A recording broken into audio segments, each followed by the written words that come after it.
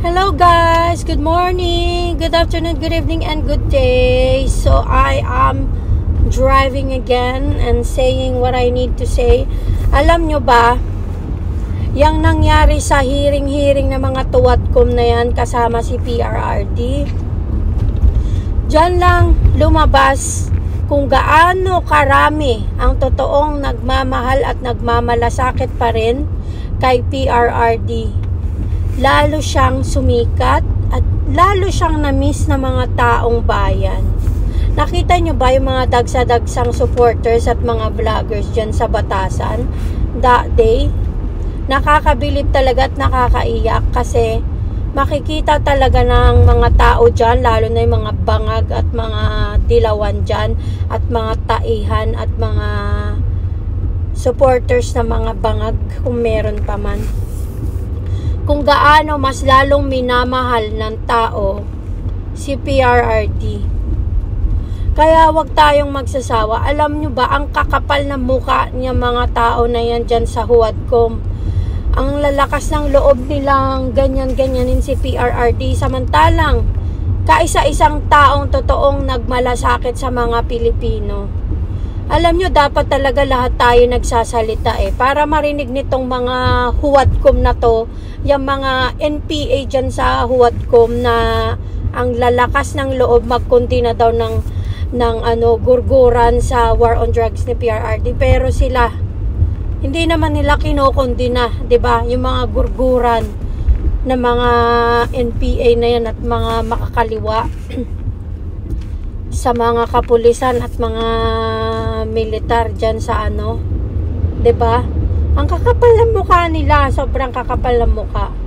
Yung ginawa nila kay PRRD talaga dyan sa hearing na yan is so disrespectful. At ang dinidisrespect na nila ay yung taong bayan. Kasi hindi yata nila alam na yung paraan ni PRRD nun ay gusto ng mga tao yun. Gusto ng mga tao yun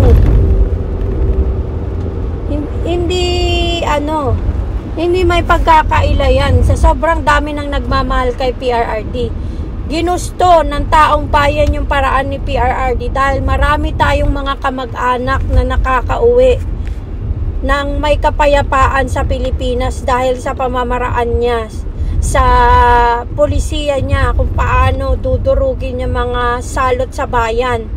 Sino bang salot sa bayan? Di yung mga bangag. Sino bang nag-umpisa ng mga kabangagan? Di yung nagbebenta, 'di ba? Sino ba yung mga nagbebenta? Yung mga merong faktorya na mga ganyan. Pero nilipol ni PRRD yan. Pero hanggang ngayon, bumabalik na naman ang mga animal. Bumabalik na naman, at ang masaklap pa, yung ngayong namumuno di umano dyan sa Pilipinas, ang siya naman numero 1 kabangagan. Kaya kawawa talaga ang Pilipinas kaya lumaban talaga kayo dyan, mga Pilipino dyan sa Pilipinas. Ang kakapal ng mukha ng mga na yan. Sino ba yung Castro, Luistro, Abante, Dan Fernandez, Gutierrez, Raul, Manuel? Ang kapal ng mga mukha ng mga yan. Si Acop at yung si Paduano na laging high blood.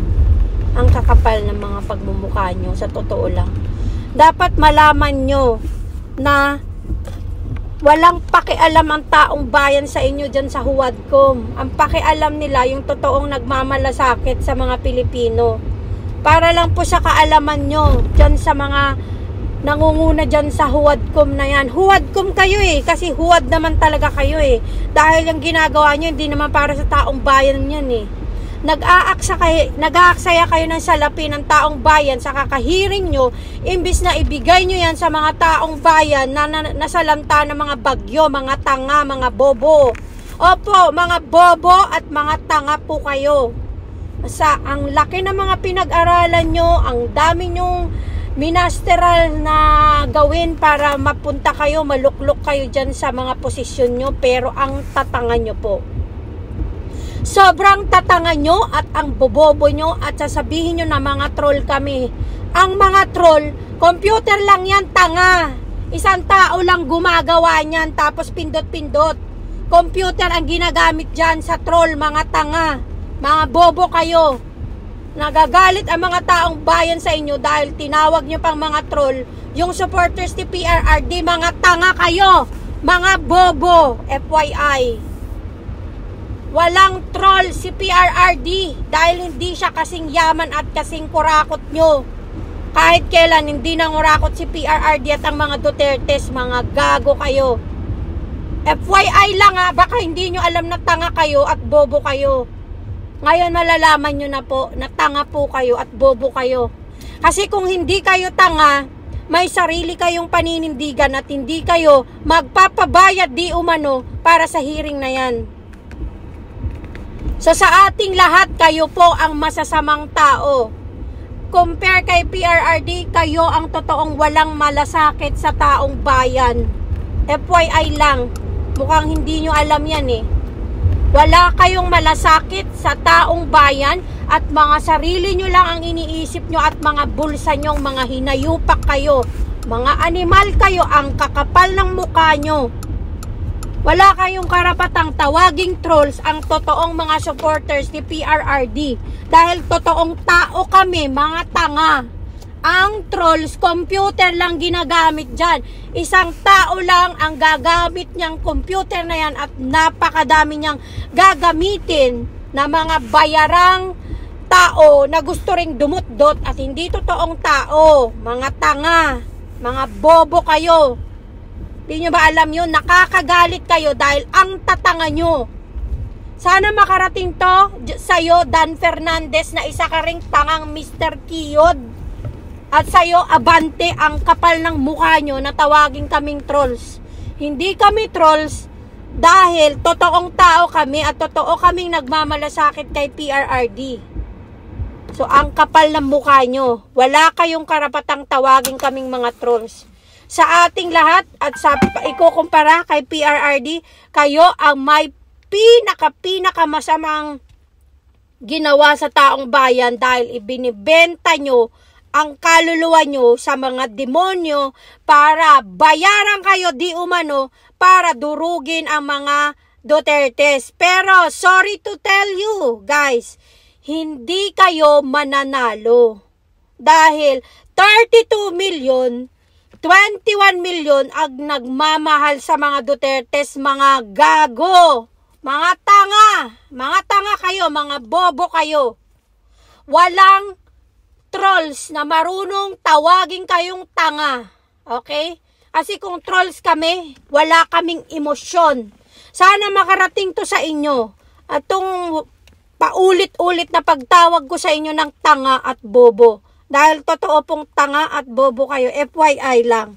Baka hindi po kayo na-inform ng mga kamag-anak at magulang nyo at mga kapatid nyong mga kinukonsinti yung mga ginagawa nyo. FYI, ipaparating ko po sa inyo, mga tanga po kayo at bobo kayo at wala kayong puso sa taong bayan. Dahil kung meron kayong puso sa taong bayan, hindi nyo gagawin yung mga ginagawa nyo dahil ang kapal ng mukha nyo, imbis na respetuhin nyo si PRRD na nagmahal sa maraming Pilipino para maging safe ang mga anak at mga kamag-anak at mga kapilipinuhan dyan, anong ginagawa nyo? Binabalasubas nyo ang mga Duterte. So ang kakapal ng mukha nyo, kayo dyan, sa huwadkom, huwad kayo, tuwadkom, wala kayong sariling paninindigan. Ang mahal nyo lang, yung sarili nyo at yung bulsa nyo, mga hinayupak kayo. Nakaka-high blood kayo dahil ang sasama nyo. Sana lamunin kayo ng lupa dahil hindi na kayo kailangan sa Pilipinas. At alam nyo kung ako kamag-anak nyo o anak nyo ko, kapatid, o asawa, putya, magpapakamatay na lang ako at hindi na ako uuwi at nitingin ayaw ko kayong tignan dahil nakakadiri kayo. Nakakadiri kayo dahil wala kayong paninindigan. Saksak nyo yan sa kokote nyo. Wala kayong paninindigan, mga hayop kayo. Hindi kami mga trolls. Totoong tao kami, nagmamahal sa mga Dutertes, mga tanga, mga bobo. Ang aga-aga hina-high blood nyo kung hayop kayo.